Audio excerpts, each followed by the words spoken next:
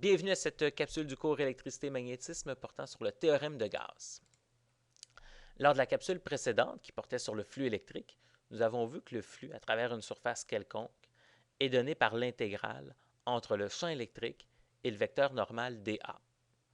Petite question de notation ici, lorsque la surface avec laquelle on travaille est une surface fermée, on va rajouter un petit cercle sur notre symbole d'intégrale. Ça ne change absolument pas l'opération mathématique, c'est encore une intégrale, c'est simplement la façon de la noter.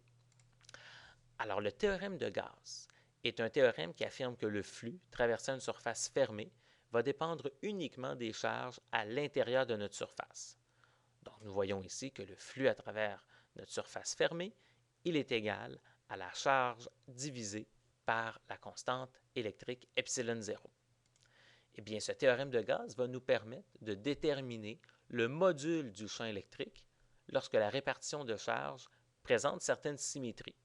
Donc, avec une répartition de charge symétrique, nous allons connaître déjà à l'avance l'orientation du champ électrique en différents points.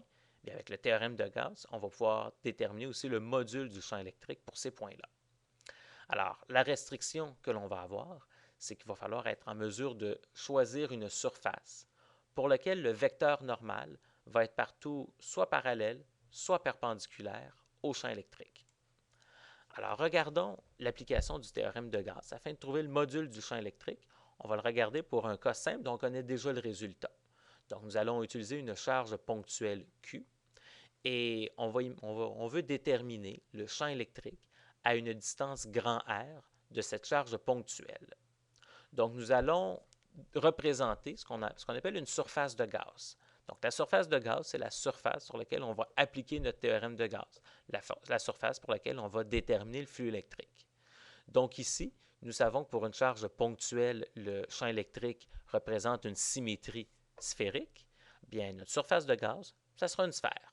Donc, on représente ici cette sphère qui est de rayon grand R. Donc, c'est bien important, la sphère doit passer par le point où on veut calculer le champ électrique. Donc, qu'est-ce qu'on remarque? Bien, on remarque que le vecteur dA, pour n'importe quel point sur notre sphère, il va être perpendiculaire à la surface. Il va donc en même temps être parallèle au champ électrique. On remarque aussi qu'en tout point de notre sphère, le module du champ électrique est le même.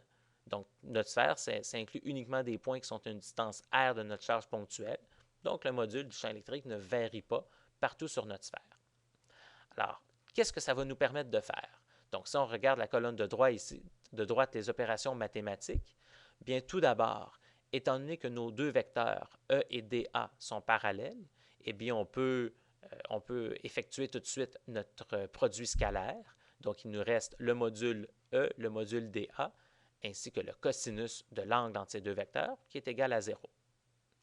Puisque le champ électrique a le même module partout sur la surface, eh bien, ce champ électrique, on peut le sortir de l'intégrale.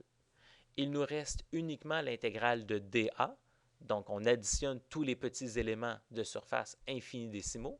Qu'est-ce que ça nous donne? Bien, ça nous donne l'aire totale d'une sphère. L'aire d'une sphère, c'est 4 pi r carré. Donc, on isole le champ électrique. Alors, ça nous donne tout d'abord une relation qui inclut la constante epsilon 0.